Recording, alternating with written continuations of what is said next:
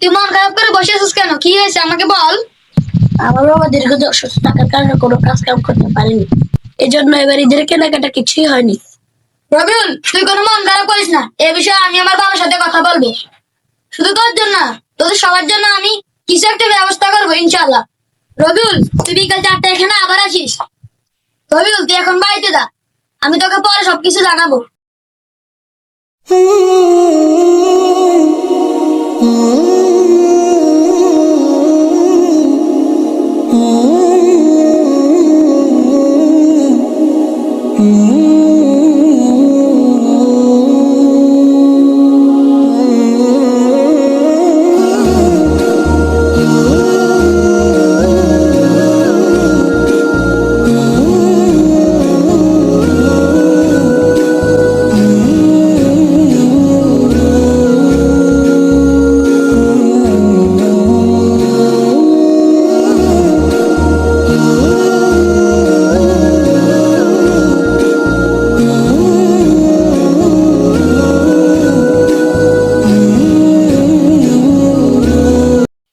আচ্ছা ঠিক আছে, আমরা আগামীকাল সকালে ঈদের কেনাকাটা করতে যাব।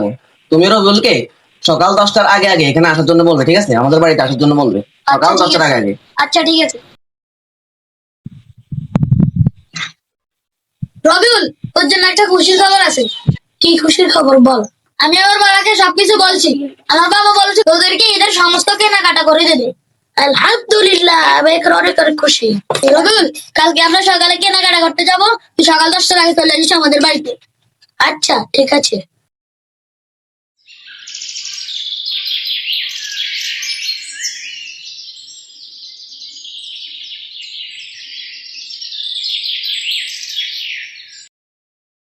রমজানের ওই রোজার শেষে এলো খুশির ঈদ।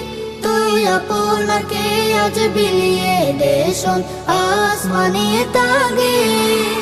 ও রমজানের ওই রোজার শেষে এলো খুশির ঈদ। তুই আপনাকে আজ বিলিয়ে দে শোন আসমানে তাগে। তোর সোনা দানা বালা খানা সব রাহে লিল্লাহ। তোর সোনা দানা বালা খানা সব রাহে লিল্লাহ। দে যাকাত মুর্দা মুসলিমের আজ ভাঙাইতে নি।